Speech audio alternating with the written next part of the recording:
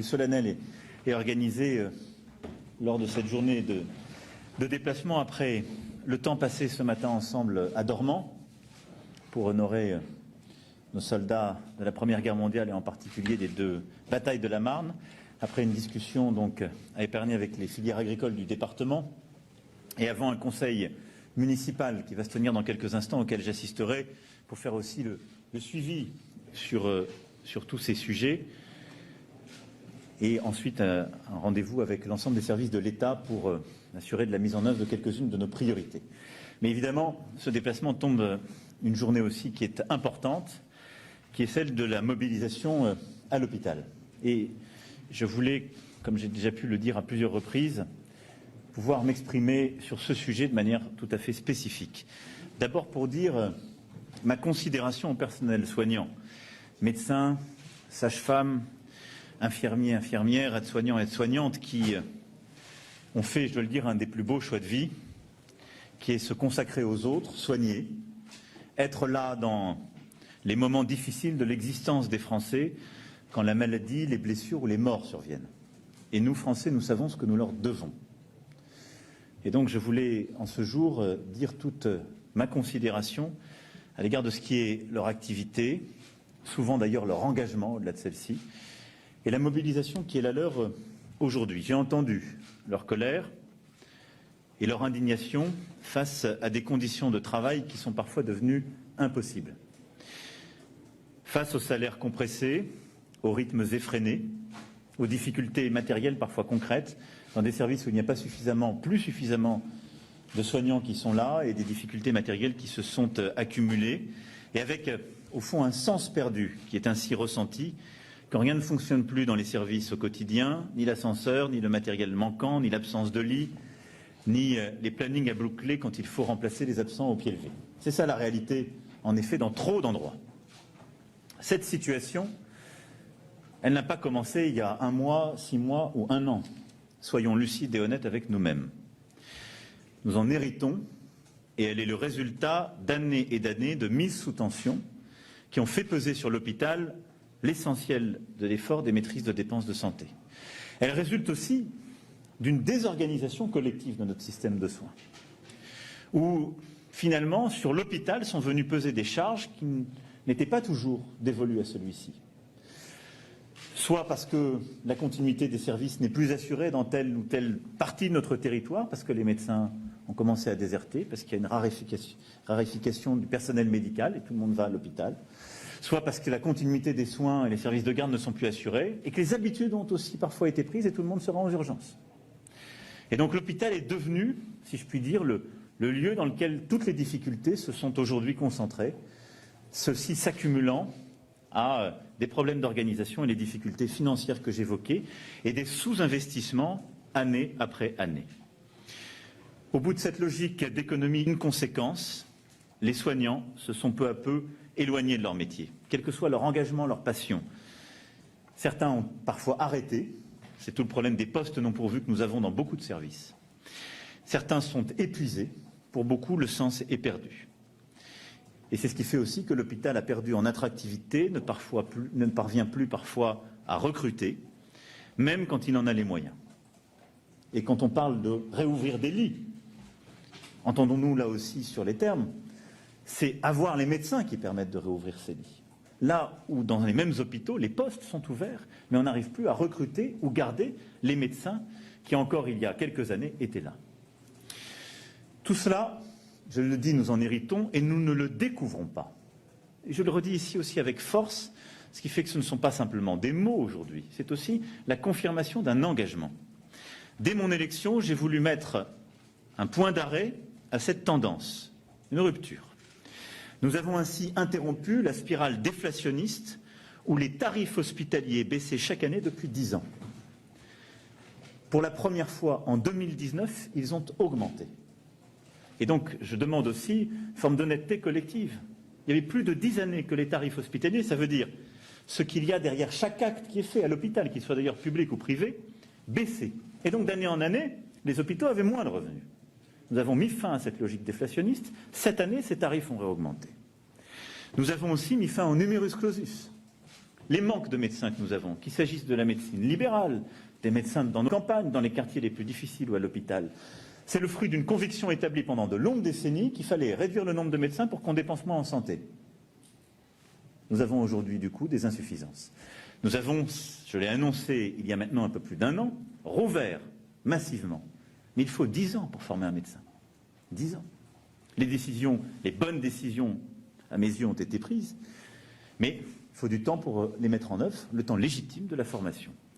Nous avons misé aussi sur de nouveaux métiers, des infirmières de pratiques avancées, des assistants médicaux en ville. Nous avons permis aux pharmaciens de vacciner, ce qui permet de dégager du temps médical. Et donc une série de réformes qui vont dans le bon sens pour permettre de mieux travailler et de libérer du temps utile. Tout ça a été fait. Ces mesures et bien d'autres ont été rassemblées dans une stratégie qui a été présentée il y a maintenant un an, Ma Santé 2022.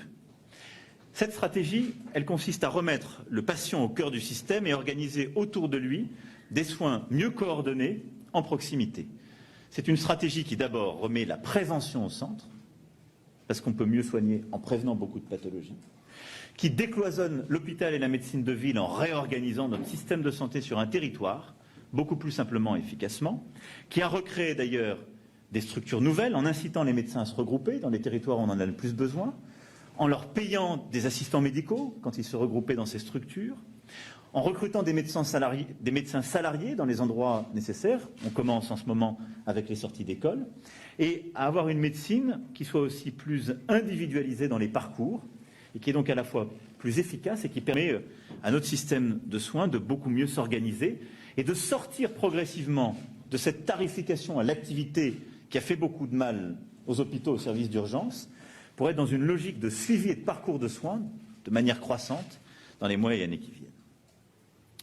Ces mesures ont été annoncées, elles ont commencé à être mises en œuvre, et elles sont décisives pour redonner à l'hôpital toute sa place, pour lui permettre de retrouver son âme, sa puissance, pour permettre aussi aux patients de retrouver confiance dans cette institution.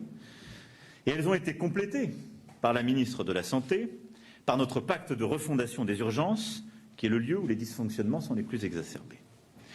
Je vous dis tout ça pour vous dire que cette situation, nous en héritons, nous en connaissons la cause, et nous n'avons pas attendu aujourd'hui pour y répondre et y réagir. Toutefois, je regarde la situation de notre hôpital public, auquel je tiens.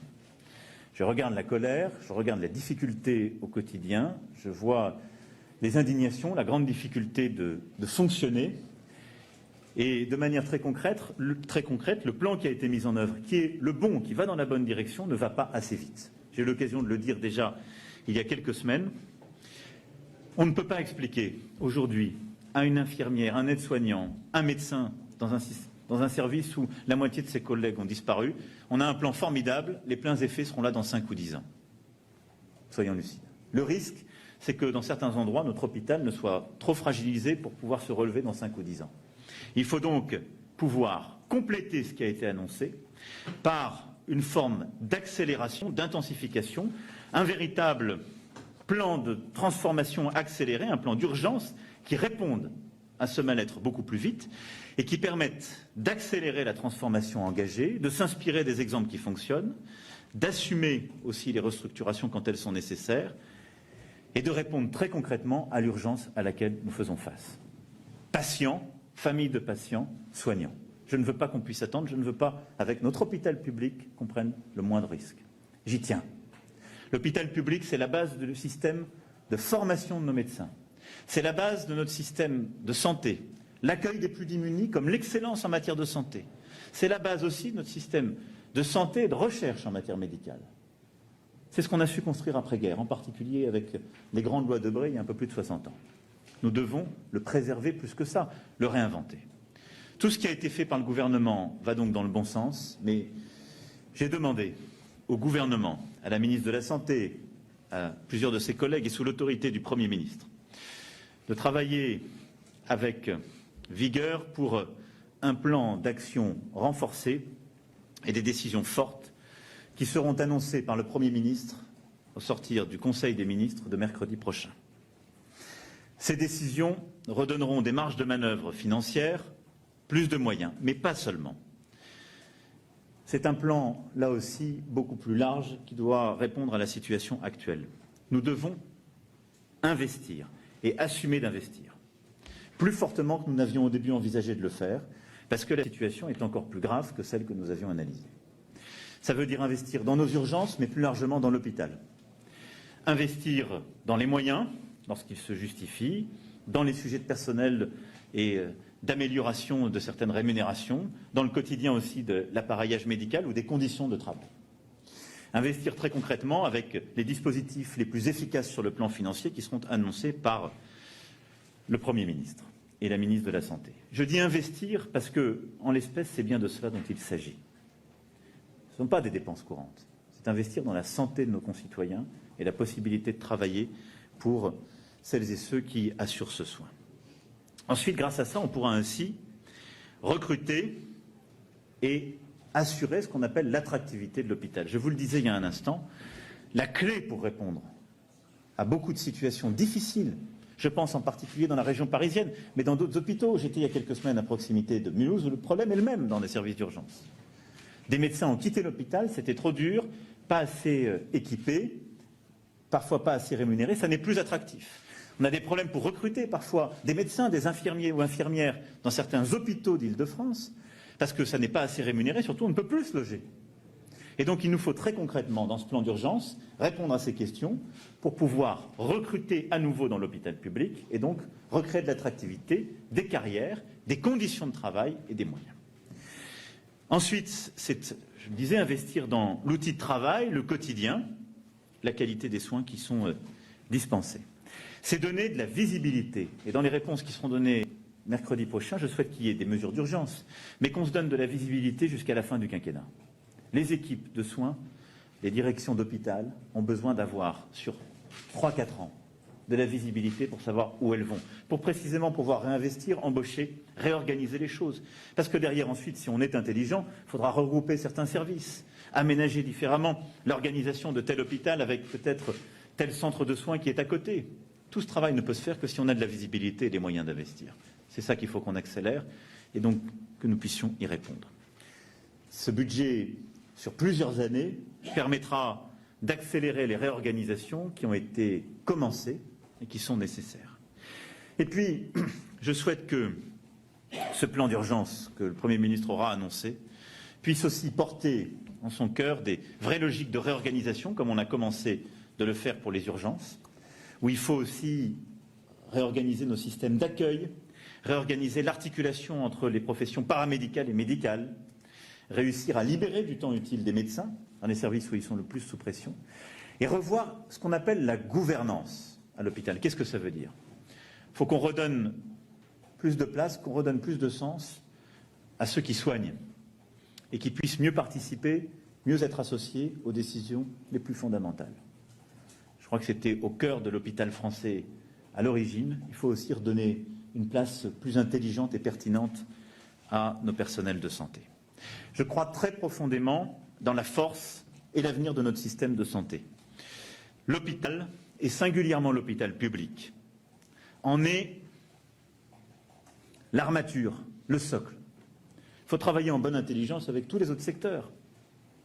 Le secteur privé non lucratif, le secteur privé, les structures de santé, les médecines libérales. Mais si l'hôpital public ne fonctionne plus, je vous le dis très sincèrement, le système de santé français ne peut pas bien fonctionner. Et donc, nous nous devons de réagir, non seulement de répondre à l'urgence, mais de renforcer son excellence, son universalité.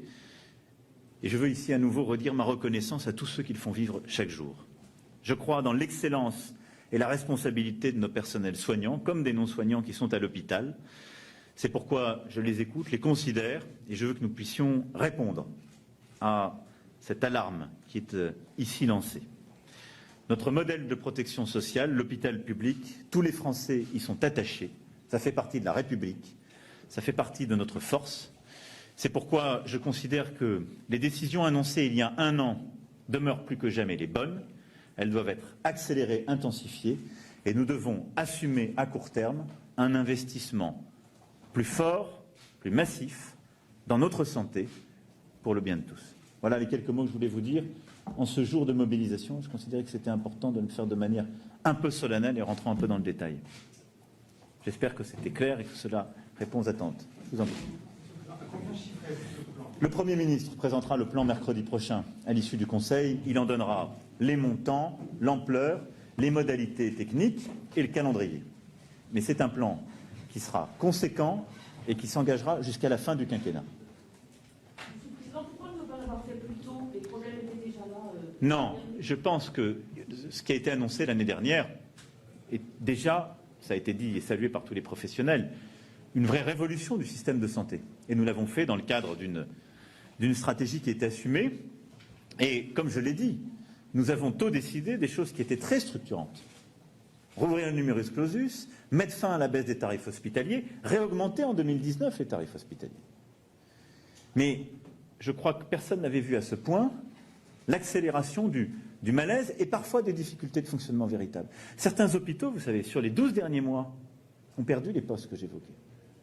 Parce que des gens sont partis fatigue. Et donc, comme dans beaucoup d'autres secteurs, le gouvernement aujourd'hui hérite d'une situation qui est parfois le fruit d'une fatigue qui s'est accumulée sur 5, 10, 15 ans. Toujours facile d'être grand clair après qu'on en voit les conséquences. Ce que je veux, là, en l'espèce, sur ce sujet, c'est ne pas attendre. Parce que j'écoute avec beaucoup d'attention ce qui est dit par les spécialistes, par les médecins, par les syndicats, les collectifs qui se sont mobilisés ces dernières semaines. Et je partage une bonne partie de ce qui est dit. Je pense qu'on aurait tort de ne vouloir traiter que les conséquences visibles, c'est-à-dire dire seulement on met plus de moyens. Non, on va mettre plus de moyens parce qu'on a commencé une réforme de fond et on met plus de moyens au service d'une réforme de fond intelligente et parce qu'il y a aussi des transformations. Parce que le plus de moyens sur un système qui ne marche plus, ça ne sert à rien. On colmate. Et donc là, c'est aussi la poursuite et l'intensification d'une réforme d'ampleur. Et dans les annonces du Premier ministre, il y aura aussi des choses très structurantes qui ne figuraient pas dans le plan Ma Santé 2022, mais qui viennent corriger des choses qu'on connaît parfois depuis 15-20 ans et qui ont conduit au blocage dans l'hôpital.